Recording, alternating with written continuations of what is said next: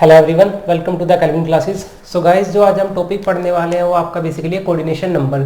मैं आपको बताऊंगा कि कोऑर्डिनेशन नंबर क्या होता है ना, वो कैसे, जैसे सिंपल की अगर बात करें, हम एफसीसी की बात करें या फिर बीसीसी कोई भी स्ट्रक्चर बात करें, उसमें कैसे होता है कोऑर्डिनेशन नंबर, होता क्या है और हम उसको कैसे निकालते हैं ना। सो सॉलिड स्टेट का हम पार्ट 7 पढ़ेंगे गाइस। हेडिंग डालो आप कोऑर्डिनेशन नंबर, हेडिंग डालो आज का coordination number.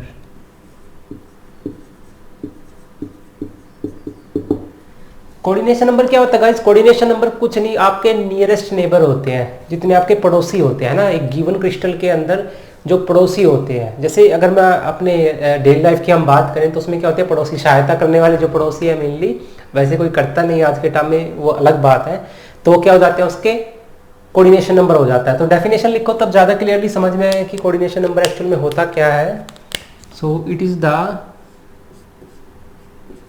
The number of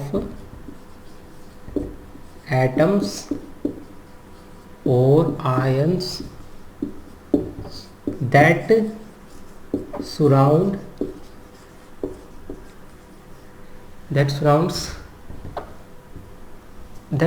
a particular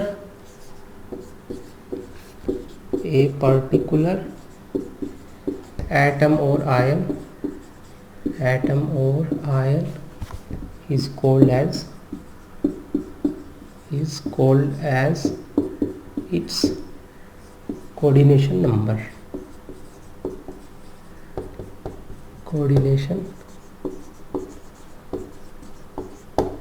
ठीक है, अब बात को समझेंगे ये होता क्या है।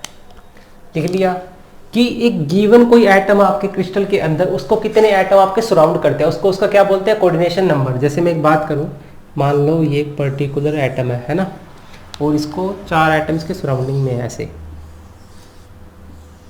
तो इसका कोऑर्डिनेशन नंबर गाइस कितना हो जाएगा, 4। क्योंकि खुद देखो आप, ये 1 2 हेडिंग डालते रहो बेसिक से, 1 2 3 4। तो इसका कोऑर्डिनेशन नंबर गाइस कितना हो गया, 4। कंडीशन क्या है, सॉलिड स्टेट के अंदर जो एटम्स है वो टच करने चाहिए। मैं दोबारा बोल रहा हूँ, सॉलिड स्टेट के अंदर जो हम कोऑर्डिनेशन नंबर निकालते हैं उसमें एक कंडीशन ये है कि एटम्स एक दूसरे को टच करने चाहिए, है ना। अगर यहाँ पर देखूँ मैं, कोऑर्डिनेशन नंबर का दूसरा एग्जांपल ले लो आप। मान लो कोई इसको ये 2 टच कर रहे हैं, तो ये 1 और 1 2, तो इसका कोऑर्डिनेशन नंबर गाइस कितना हो गया, 2 हो गया, है ना। अगर 3 एटम एक पर्टिकुलर एटम को सराउंड कर रहे हैं, ये जैसे ये, तो इसका कोऑर्डिनेशन नंबर गाइस कितना हो जाएगा, 3। क्योंकि 1 2 एंड 3, इसका कोऑर्डिनेशन नंबर कितना हो गया, 3। ये जो मैंने सब दिखाया आपको, ये क्या था गाइस, मैं 2D में बात कर रहा था। अभी मैं आपको विजुअलाइज करवाता हूँ एक्चुअल में कि ये कैसे है। ओके,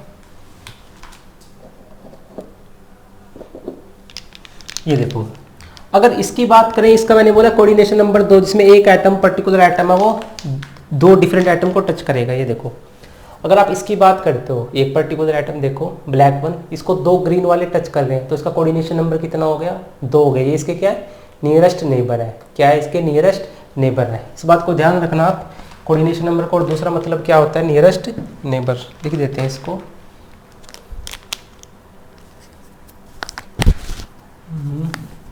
इसका मतलब कुछ नहीं, इसका मतलब होता है आपका नियरेस्ट नेबर।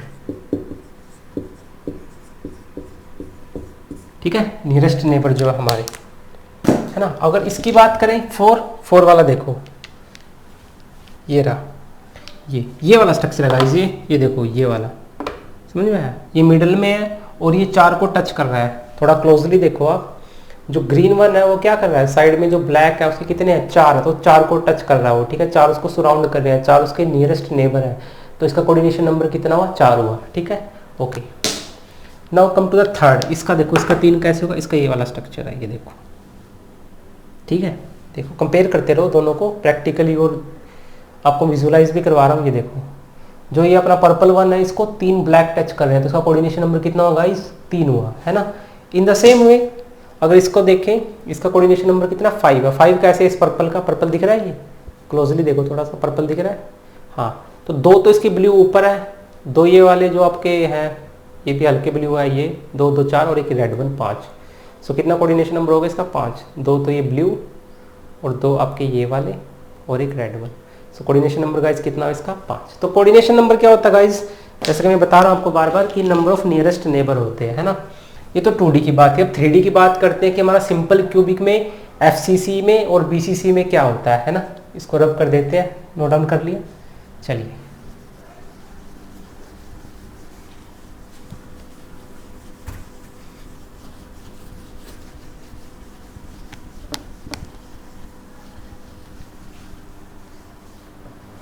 सो बात करते हैं, पहला क्या है, कोऑर्डिनेशन नंबर इन,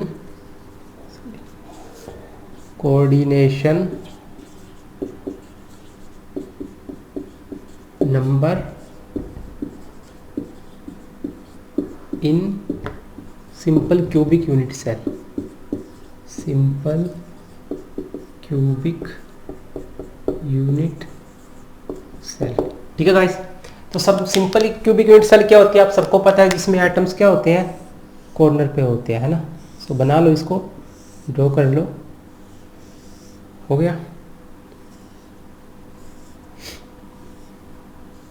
ये लो, अब क्या करो, एटम्स इसके कॉर्नर पे लगा दो, है ना। कॉर्नर पे होता है ना सिंपल में 1 2 3 4 5 6 7 8। अब हमें बताना है कि कोई भी एक पर्टिकुलर कॉर्नर का आइटम उठा लो, उसका कोऑर्डिनेशन नंबर कितना होगा। मान लो इसका निकालना है कोऑर्डिनेशन नंबर, सो कितना होगा इसके अंदर, इसका कोऑर्डिनेशन नंबर होता है गाइस 6। अब 6 कैसे होता है, अब आप इसको देखो, मैं आपको अभी दिखाता हूँ कि कोऑर्डिनेशन नंबर 6 कैसे होता है ना। ये देखो, ये दिखाई दे रहा है, कुछ देखा देखा सा लग रहा है ना, सेकंड वीडियो में भी दिखाया था। ये देखो, इसमें आपको 8 क्यूब दिखाई दे रही हैं, 4 आगे 4 पीछे, देखो दिखा। अच्छा, ये वाला जो पोर्शन है नीचे वाला, एक ये वाला, ये एक यूनिट सेल है और इसका एक कॉर्नर का आइटम है येलो। आप येलो वाला देख पा रहे हो ना, ये देखो येलो वाला। तो अगर आप क्लोजली देखोगे तो येलो वाला जो हमारा एटम है, इसको 6 एटम टच कर रहे हैं। देखो मैं दिखाता हूँ कौन कौन से, जहाँ जहाँ पर मैं मार्कर लगाऊंगा उसको नोट डाउन करना, ठीक। एक तो ये वाला कर रहा है, डायरेक्टली कर रहा है, देखो दिखा, ये वाला। एक जो इसके ऑपोजिट में है 2, दिखा, ओके। थर्ड वन क्या है, ये मेरी तरफ, और फोर्थ वन है बिल्कुल आपके फॉरवर्ड में। सो एक इसके पीछे 2, एक इसके राइट में 3, एक इसके लेफ्ट में 4, एक इसके अपर में ये 5, ये वाला येलो को टच कर रहा है डायरेक्ट, और एक ये नीचे वाला 6। सो देखा आपने गाइस कि कैसे कोऑर्डिनेशन नंबर जो आपका सिंपल में कैसा होता है, 6 होता है। 2 लेफ्ट में है इसके, सॉरी एक लेफ्ट में, एक राइट में, एक अपर, एक डाउन, और एक बैक साइड में, एक फ्रंट साइड में टुवर्ड यू। ओके, सो इसका कोऑर्डिनेशन नंबर कितना होगा गाइस, 6 हुआ। ओके, आई होप समझ में आया ये, ठीक है। अब कोऑर्डिनेशन नंबर बात करते हैं BCC में कितना होता है। Coordination number in BCC, body centred cubic unit cell, in BCC, in BCC, body centred cubic, है ना। तो सबसे पहले ड्रॉ करो कि BCC में होता क्या है। BCC में आपके जो आइटम्स होते हैं वो कॉर्नर पे होते हैं। ड्रा कर लो BCC को,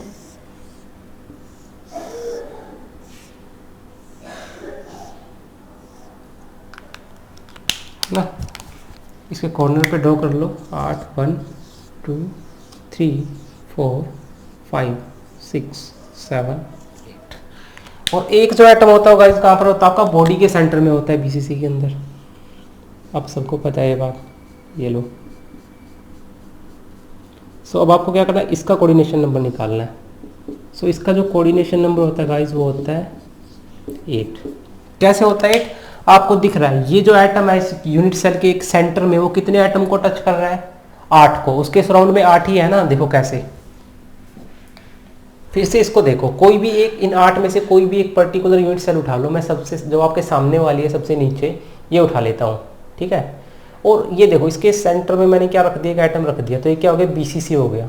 अब देखो गाइस ये 8 कैसे कर रहा है, एक इसको, इस वाले को, दूसरा इसको, तीसरा इसके पीछे ये वाला, चौथा ये वाला येलो वन, पांचवा ये, 6th ये, 7th 8th।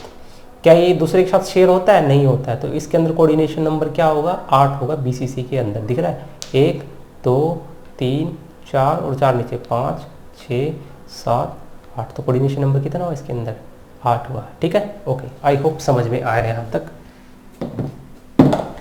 तो कोऑर्डिनेशन नंबर कितना हो गया BCC के अंदर, 8 हो गया। अब बात करते हैं FCC की, इसकी बात करते हैं FCC की। इन FCC का थोड़ा यूनिक केस है। FCC में कितना होता है, 12 होता है कोऑर्डिनेशन नंबर इन FCC, मतलब face centred cubic unit cell. ठीक है, क्या बेसिकली मैं FCC में दिखाऊंगा कि FCC में जो कोऑर्डिनेशन नंबर है हमारा वो 12 कैसे होता है। ठीक है, ये दिख रही है 2 क्यूब है ना। अब देखो गाइस ये ऐसे कंसीडर करो इसको आप, हाँ ऐसे, ठीक है ऐसे। सो ये दिख रहा है आपको, ये वाला जो ये वाला पोर्शन है बीच वाला, इसके सेंटर में एक एटम दिख रहा है आपको, फेस के सेंटर ब्लैक। तो 4 तो एक कॉर्नर को अटैच करेगा, कर रहा है। इन कॉर्नर को मैं घुमा भी रहा हूँ, देखो आप, दिख रहा है 1 2 3 4 हुआ, 1 2 3 4, एक येलो ये, तो 4 तो गाइस हो गई ये, है ना। अब देखो ये किस किस को टच करेगा, जो यहाँ पर इस फेस के सेंटर में रहेगा, इस वाले फेस के अंदर, तो 1 2 3 4, 4 को तो इनको करेगा, तो 4 तो ये हो गए। अब गाइस देखो 1 2 3 4, इस वाले फेस को छोड़ दो, दोनों में इन फेस को छोड़ दो, क्योंकि ये इनको टच नहीं करेगा, इनके नियर में है लेकिन इनको टच नहीं करेगा। तो कितना हो जाएगा, 4 तो यहाँ का हो गया, 1 2 3 4, और 5th कौन सा हो गया आपके सामने वाला, फिर मेरी तरफ, 4 तो ये हो गए, 5 यहाँ पर भी आइटम रहेगा इसके सेंटर में, इधर भी रहेगा, 6 7 8, ठीक है।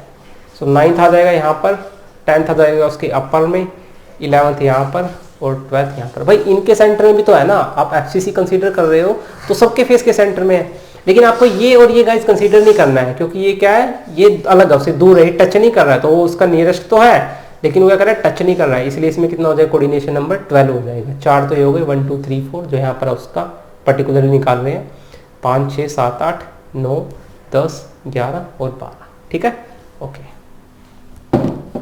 समझ में आया। FCC बना लो, वैसे कैसे दिखाता हूँ आपको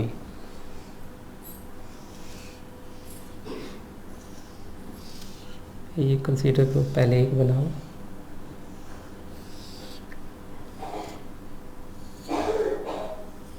ठीक है, बनाइए। अब दूसरा और बना लो ताकि हम दोनों कंपेयर कर सकें। ये वाला हो गया और ये वाला हो गया, ठीक है। ये जो मैंने दिखाया तो बनाया है, अभी दोबारा दिखाऊंगा आपको मैं। तो क्या गाइस यहाँ पर कॉर्नर्स पे तो है सब, अटैच मारो, 1 2 3 4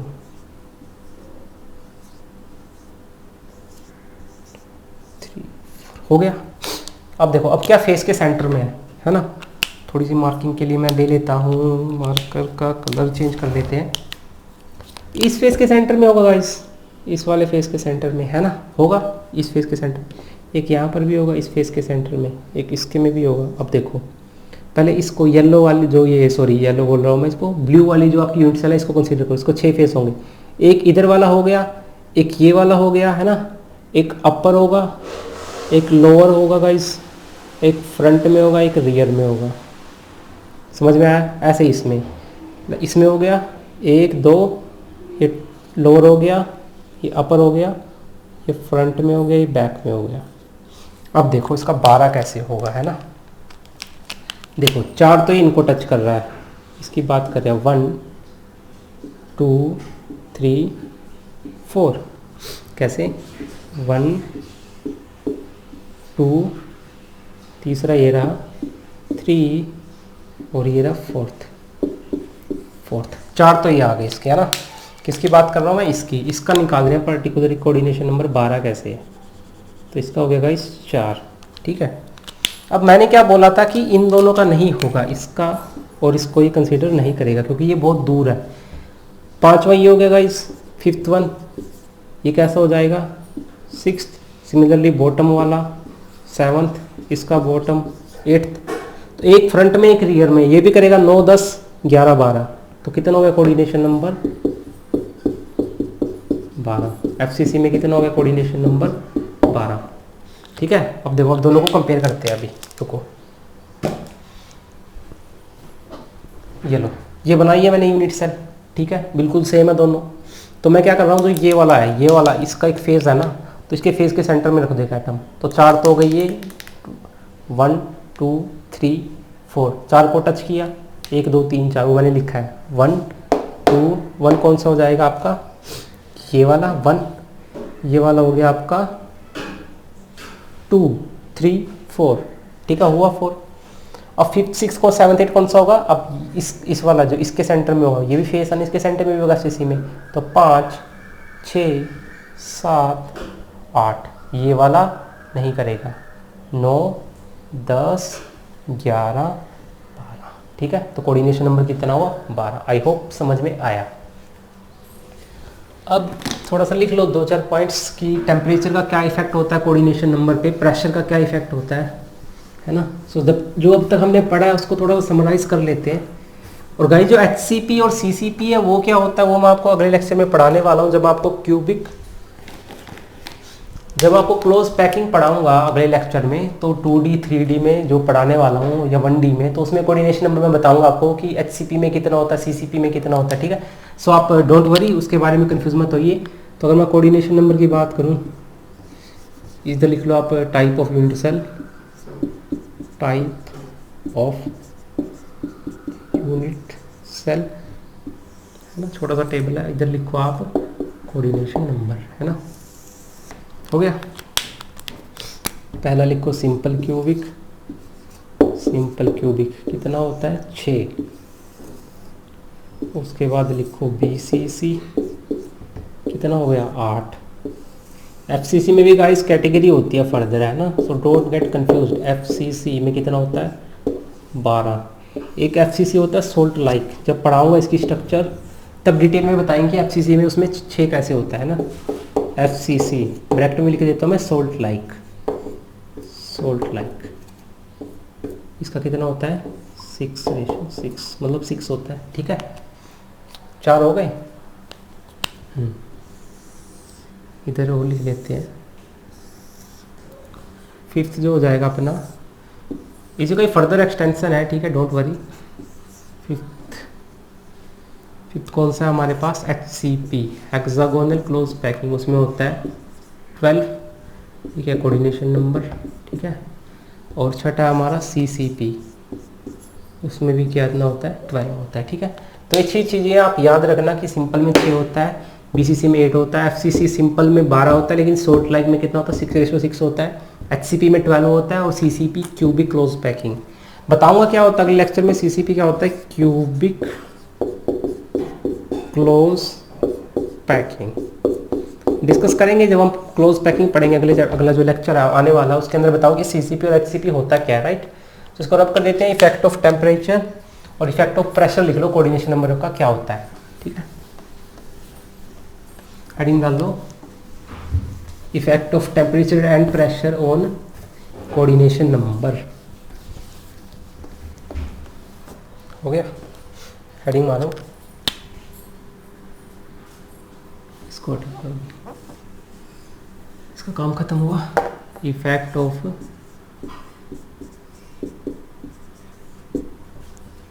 temperature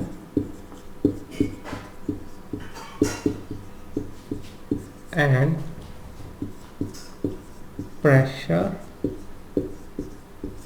on coordination number,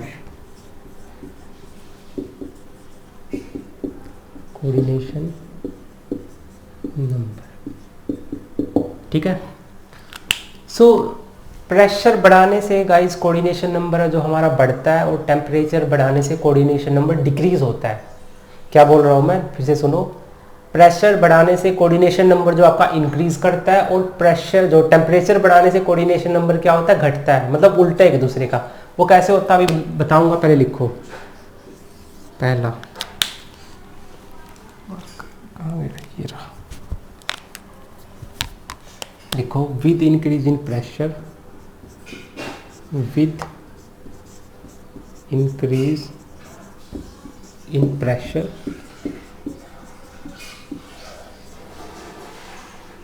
with increase in pressure coordination number हो जाता है इंक्रीज, हो जाता है इंक्रीज्ड, ठीक है। दूसरा क्या होता है, with increase in temperature, with increase in temperature coordination number decreased.